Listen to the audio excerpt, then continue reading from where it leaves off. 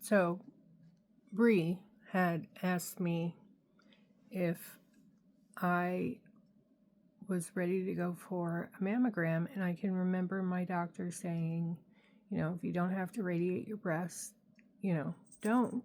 Of course, you want to do them, after you get to a certain age, but if there's no signs or symptoms, and I had one a couple years ago, there's no reason to have another mammogram, so I had told Bree, I was like, can we wait until next year? And she was like, yeah, that's no problem.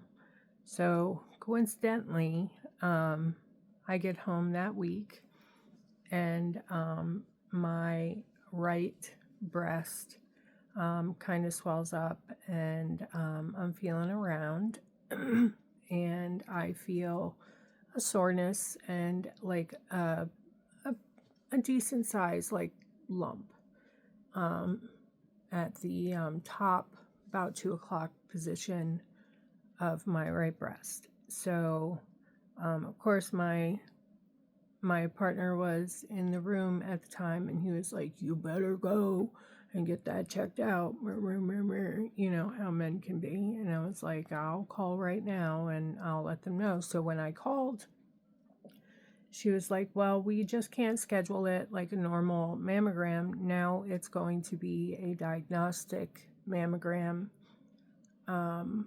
because there is a noticeable lump." So my insurance, of course, gave the doctors a bunch of crap, and it took me about 2 weeks to get into the women's imaging center where I live. So, so I went for the mammogram, and since it was diagnostic, it was a mammogram and an ultrasound because, like I said, there was a lump that was very noticeable. I had no signs topical, like on my skin. No, God, I forget what they call it. It's like wrinkling or dimpling of the skin. I had none of that. It was just a lump under the tissue. And in previous checkups or my previous mammogram, I was diagnosed with very dense breast tissue, and also I had cystic breasts. I've had 3 children, 25, 19, and 10 years old, all girls. So it's pretty common. So no big deal. So I went for all this, and the doctor that I have to really shout out Indiana, Pennsylvania's Women's Imaging Center, Dr. Clark there, and her little team there. They got me down for the ultrasound and the biopsy for the lump. They were amazing. It was a very pleasant experience. Obviously, no one likes being poked with needles or anything like that.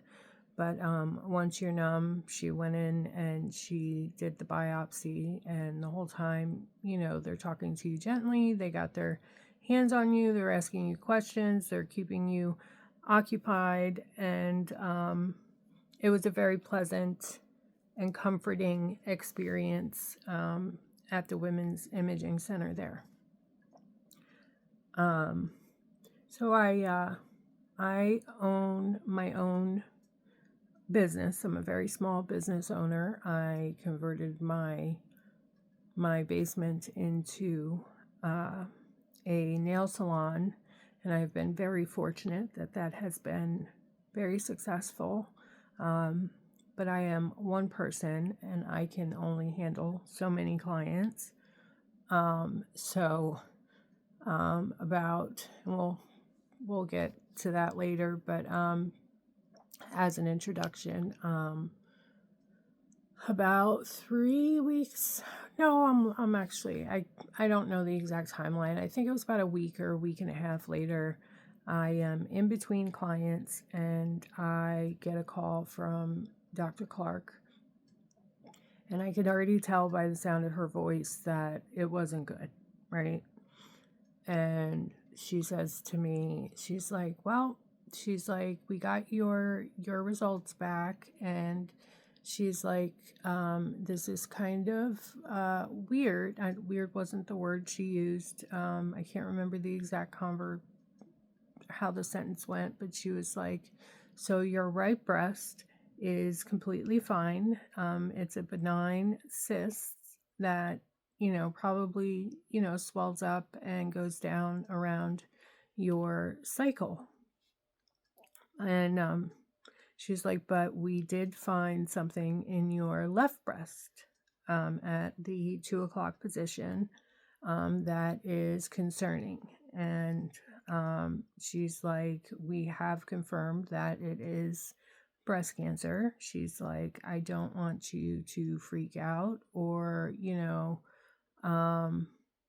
spiral down the rabbit hole. She's like, I myself am a breast cancer survivor of 10 years. She's like, I'm always here if you have any questions. And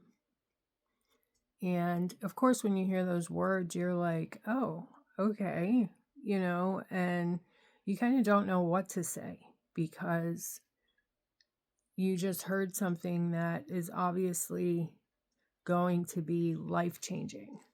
Because society, you hear when people have cancer, it's never good, right? And everyone is always so sad and down about it that it's shocking to hear it when it's coming from your doctor and they're talking to you.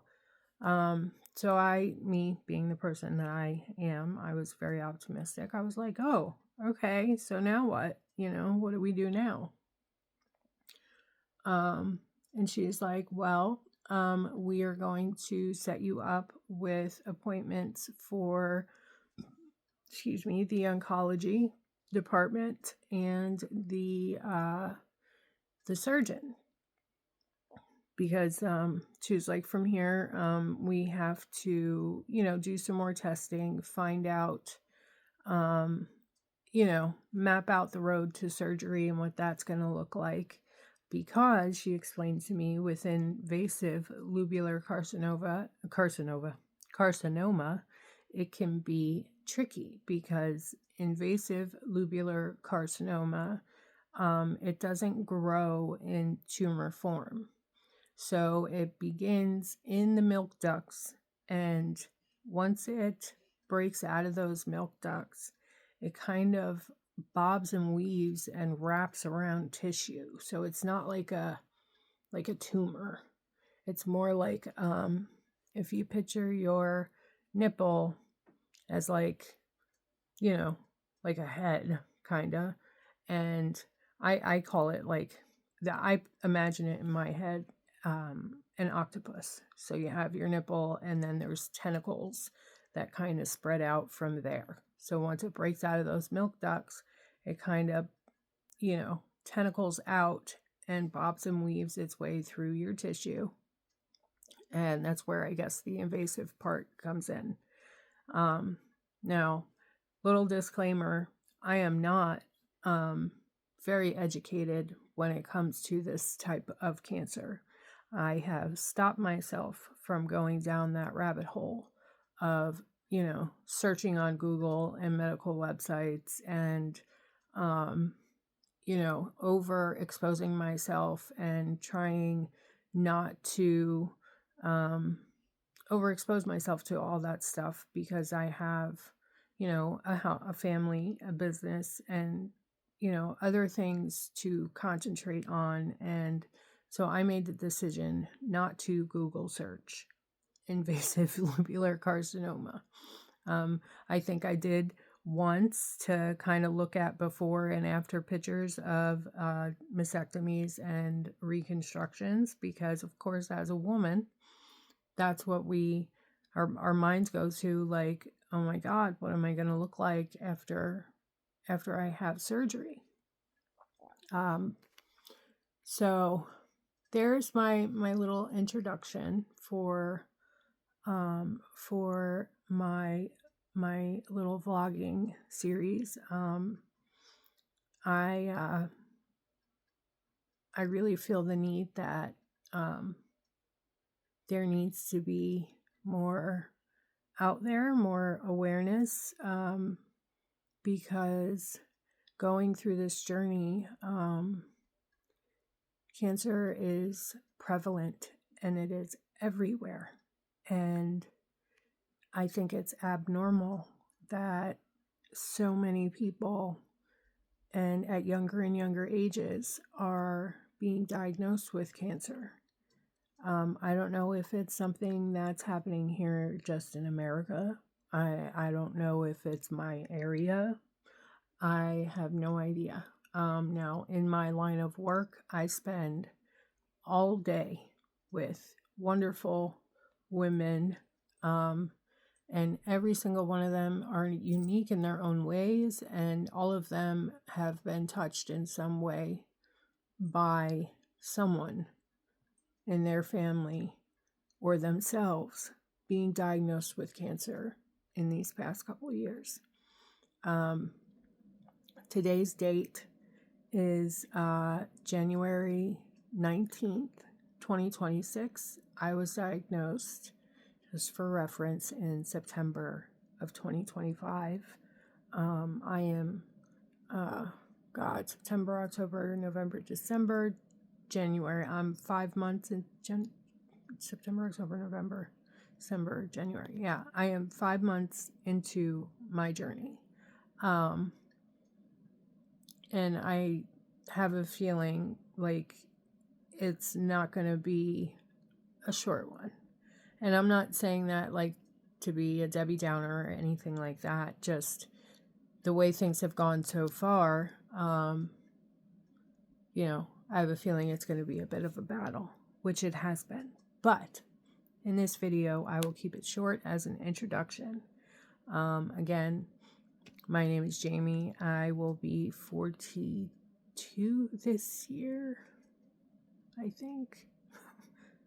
I'll be 42 February 4th. I have 3 children. I have a partner who I've been with for 15 years. He works, his own business in construction. I run my own business. I have a beauty studio. I am a nail technician and an esthetician. I have probably about close to 300 clients. I opened that 2 years ago, and it's just been a whirlwind. And I'll definitely reach more or touch more on my backstory later on, but I just wanted to get this introduction out of the way and kind of see how I felt talking to a camera and not a person. So I don't think it's going to be that bad.